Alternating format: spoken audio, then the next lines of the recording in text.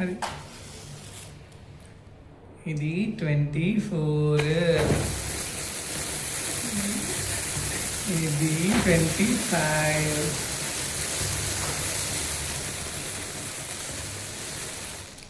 ఇది 26.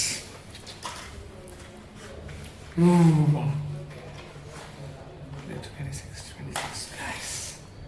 Bush, bush, bush, bush, bush, bush. New Year. 26 పట్టుకోవట్లేదు. ఇది 26.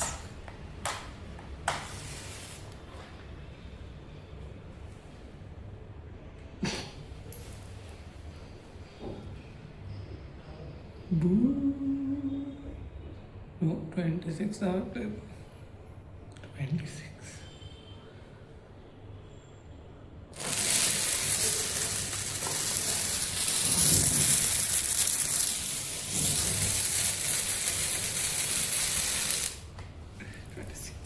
Happy New Year.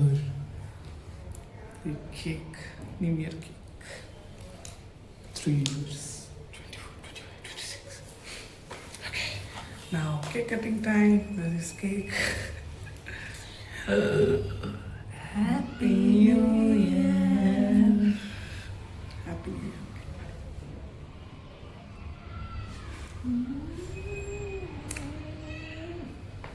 ತಿನ್ನೋದ್ರಲ್ಲಿ interest ಜಾಸ್ತಿ. Okay, happy new year.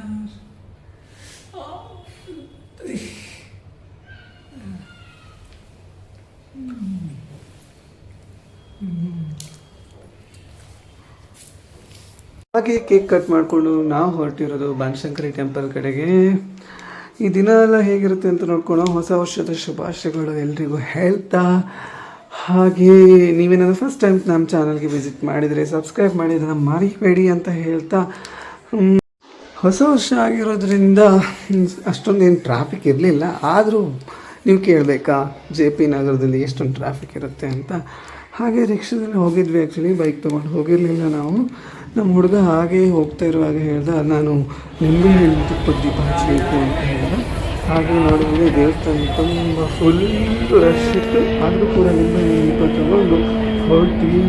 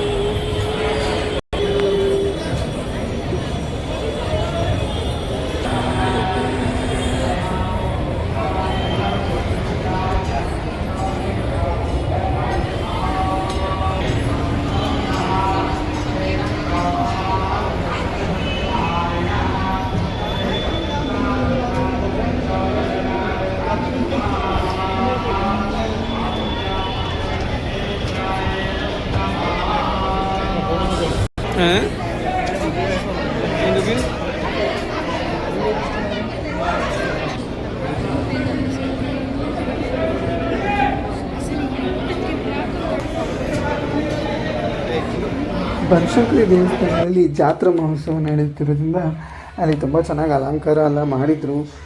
ದೇವಸ್ಥಾನ ಕೂಡ ಹಾಗೆ ತುಂಬ ರಶ್ ಆಗಿತ್ತು ಕೂಡ. ಹಾಗೆ ನಾವು ಆ್ಯಕ್ಚುಲಿ ನಾವು ದೇವಸ್ಥಾನದ ಒಳಗಡೆ ಎಲ್ಲ ಹೋಗಿ ಹೊರಗಡೆ ಬಂದಿದ್ವಿ. ದೇವರಿಗೆ ದೀಪದ ಆರತಿ ಎಲ್ಲ ಮಾಡಿಬಿಟ್ಟು ಹೊರಗಡೆ ಬಂದಿದ್ವಿ. ಯಾಕಂದರೆ ನಾನು ದೇವಸ್ಥಾನದ ಒಳಗಡೆ ಫೋಟೋ ತೆಗಿಯೋಕ್ಕೆ ಯಾವತ್ತೂ ಇಷ್ಟಪಡಲ್ಲ, ವಿಡಿಯೋ ಮಾಡೋದಿಲ್ಲ. ಅದಕ್ಕಾಗಿ ಇದು ದೇವ್ರದ್ದು ಹರಕೆ ಕಲ್ಲು ಅಂತ. ನೀವೇನಾದರೂ ಆಸೆ ಇಟ್ಕೊಂಡು ಮನಸ್ಸಲ್ಲಿ ಬೇಡ್ಕೊಂಡು ಅದ್ರ ಮೇಲೆ ಕೈ ಇಟ್ಟರೆ ಕೈ ಮೂವ್ ಆಗುತ್ತೆ ಅಂತ ಹೇಳ್ತಾರೆ. ನಾವು ಒಂದ್ಸತಿ ಟ್ರೈ ಮಾಡಿದ್ವಿ, ಮಾಡಬಹುದು. ನೀವು ಕೂಡ ಒಂದ್ಸತಿ ಬೇಡ್ಕೊಳ್ಳಿ. ಸುಮ್ಮನೆ ದೇವ್ರ ಮುಂದೆ ನಿಮ್ಮ ಆಸೆಗಳನ್ನ ಇಟ್ಕೊಂಡು ಕೈ ಇಡೋದ್ರಲ್ಲಿ ಯಾವುದೇ ತಪ್ಪಿಲ್ಲ ಅಂತ ಹೇಳ್ತಾ, ಇದಕ್ಕೇನು ದುಡ್ಡು ಕೊಡಬೇಕಾಗಿಲ್ಲ. ಒಂದ್ಸತಿ ಟ್ರೈ ಮಾಡಿ, ಯಾವುದೂ ತೊಂದರೆ ಇಲ್ಲ. ಹಾಗೆ ದೇವಸ್ಥಾನದಲ್ಲಿ ಹೋಮ ಹವನಗಳನ್ನು ಕೂಡ ನಡೆಸ್ತಾ ಇದ್ದರು.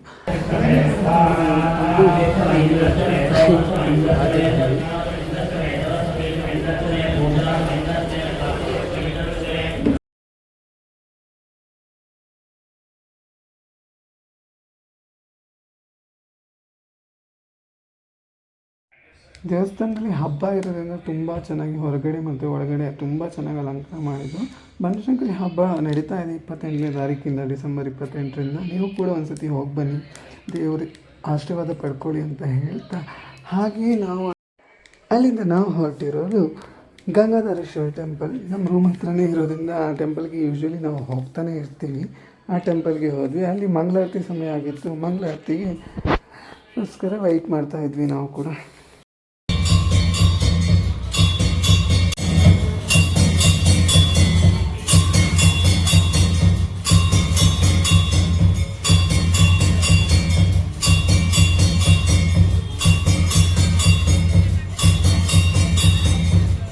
ಈ ದೇವಸ್ಥಾನದ ವಿಸಿಟ್ ಮುಗಿಸ್ಕೊಂಡು ನಾವು ಹೊರಟಿರೋದು ಜರಗನಹಳ್ಳಿ ಪಾರ್ಕ್ಗೆ.